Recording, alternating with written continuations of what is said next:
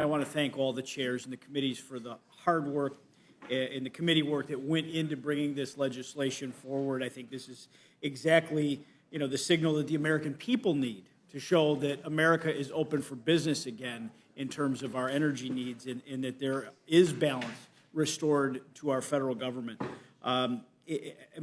This is the #1 issue that I hear from my constituents when I travel across the district, talking about how expensive it was to heat their homes this winter, whether it's, people that depend on propane, which had doubled, home heating oil, which had doubled, and natural gas that had went up greatly. And we have a state government and a federal government that's essentially declared war on all fossil fuels. And what do you know? It's a speculative market, and that has driven the cost through the roof. And no matter how many times the president went to the microphone and called it the Putin price hikes at the pump, it didn't make it so. People knew full well why their energy was costing as much as they had. So I'll start with Chairwoman McMorris Rodgers, not to belabor the point too much, but can you reiterate some examples of the Biden administration policies that led to the situation we're in today, where we're producing 1 million barrels of oil below where we were at our peak during the Trump administration? Yes, well, I appreciate the question, and it started on day one. And President Biden made it pretty clear, even when he was campaigning for office, that this was going to be his goal if he were elected to be the president of the United States. And on day one, it was the Keystone Pipeline, where he just took unilateral action to shut down a pipeline that had been years in the works, where they had gone through the permitting process, where they had invested billions of dollars to get this pipeline built so that we could import from an ally, our friend north to us, Canada, import from Canada. And yet the president sent that signal at day one and has continued to be very slow on or stopping any permits around natural gas, whether it's new pipelines or replacing pipelines or expanding refinery capacity, exporting natural gas. It is one of the best things that we could be doing right now for our friends in Eastern Europe and Ukraine would be to be exporting natural gas. And this president had taken action that had delayed any of those permits.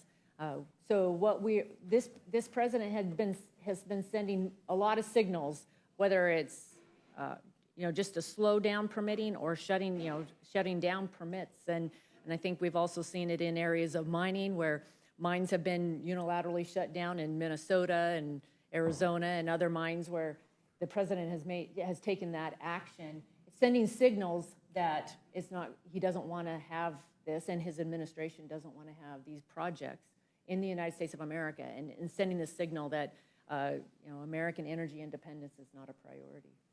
Thank you very much. And by unleashing U.S. exports of oil and natural gas, as H.R. 1 will do through the inclusion of measures such as the Unlocking Our Domestic LNG Potential Act, could this legislation have a positive effect on global supply, and where do you see that going?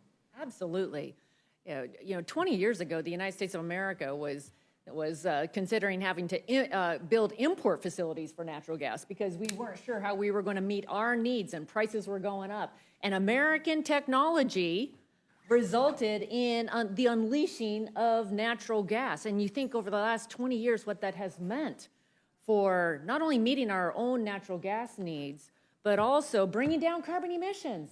It's been one of the biggest drivers of the reduction. Clean natural gas. We were urging everyone to convert to natural gas because it was cleaner, and it was when you look at the United States and our efforts to reduce carbon emissions, natural gas has been the biggest driver. It's the best thing that we could do for the world is to export natural gas.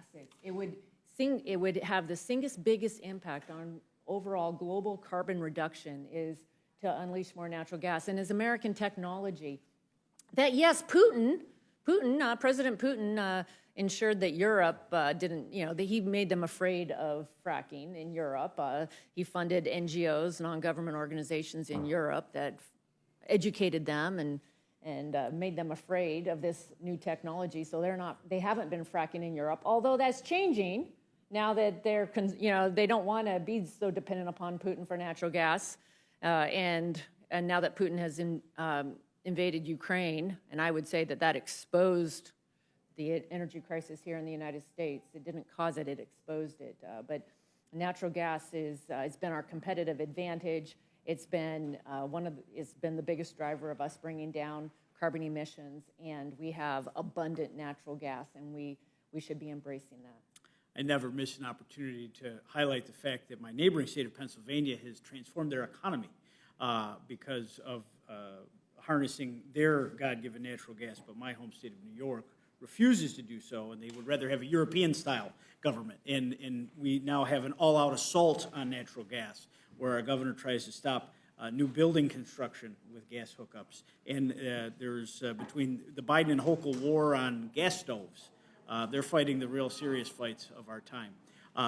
But Chairwoman, can you also elaborate or reiterate how unleashing oil and gas exports will have a positive effect upstream through encouraging greater domestic production? Oh, yes. So listening to you, I was reminded, I visited Kaiser Aluminum, which is in my district, 700 steel workers in Spokane Valley recently, and they were just impressing upon me that these are good paying jobs, these 700 jobs to a person. They wanted me to know that they've been able to provide for their kids to go to college and a good family income, and many of them were multiple generation at this plant, but they said, we can't do what we do here without natural gas. We can't do it. And Washington State we've lost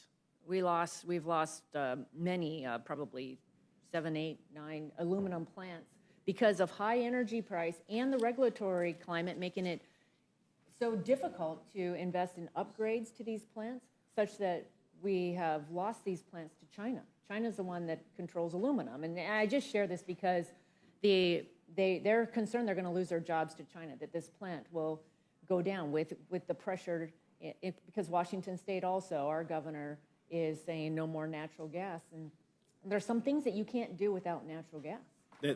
That's a common thread I hear at our factories in the southern tier of New York, where they require a great deal of natural gas to have furnaces blasting. They can't accomplish that with electricity, or couldn't afford to do so.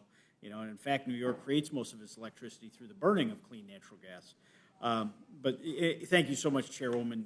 2 years ago, higher energy costs, according to Democrats, were a global supply issue. And today, we have a bill before us that, among other things, includes important measures to expand global supply through greater oil and natural gas exports. And what do Democrats say?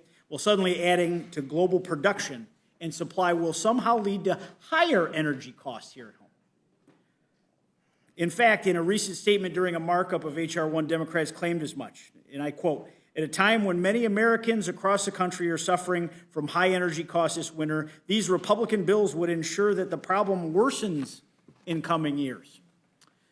In the midst of rabid opposition to energy affordability, because that is what opposition to H.R. 1 translates to, opposition to energy affordability for hardworking Americans, Democrats are stumbling over their own past claims.